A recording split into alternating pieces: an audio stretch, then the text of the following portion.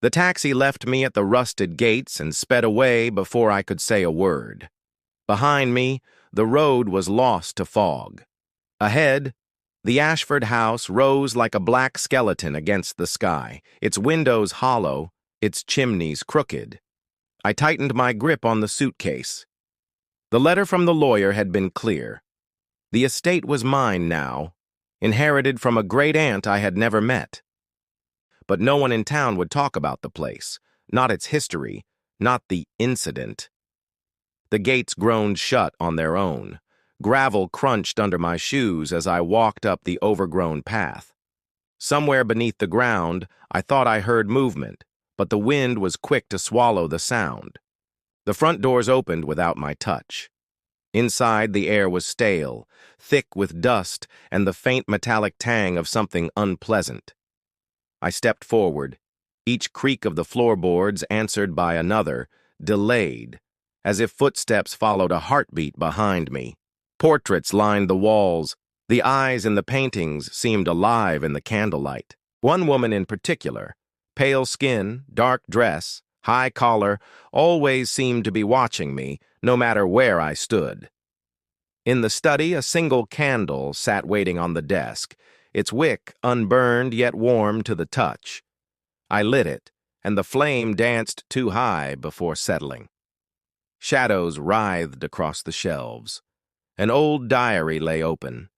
The final entry read, "They've started whispering in the walls again. I fear they know what I did to Eleanor." A sound drifted in from the hall, soft, low, like a woman crying. I called out, but the sobbing stopped. The silence that followed felt heavier than the air itself. Then came the scratching. Faint, but moving inside the walls.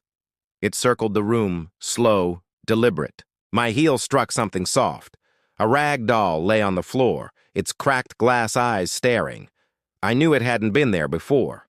The candle flickered violently. The diary's pages began flipping on their own, fast and frantic, until they stopped at a blank sheet. Words appeared in wet black ink. "You shouldn't have come." Upstairs, a door slammed. Heavy, dragging footsteps began to descend the stairs. The candle went out. The dark was total. My breath fogged the air. Something cold and thin brushed the back of my neck. A voice low and close whispered my name. When the candle relit by itself, the study was gone. I stood in a different room, walls cracked, floors stained dark with something glistening. The rag doll sat upright in the center. Dozens of tally marks were carved into the plaster, smeared with dried brown red. The diary now lay at my feet. A new page read, "It will not let you leave until you finish her story."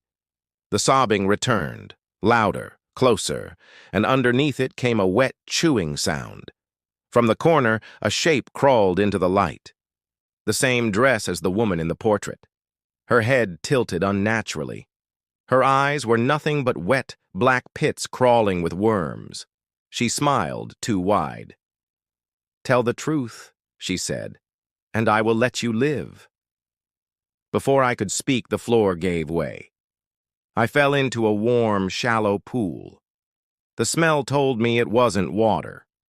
Dozens of pale faces floated beneath the surface, their mouths moving silently in unison. A hand rose from the depths and took mine gently.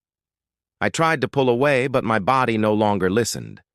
The rag doll floated toward me, its eyes whole now, unblinking. The last thing I remember was sinking beneath the surface as the whispering voices surrounded me, and the terrible realization that Ashford House had never been empty.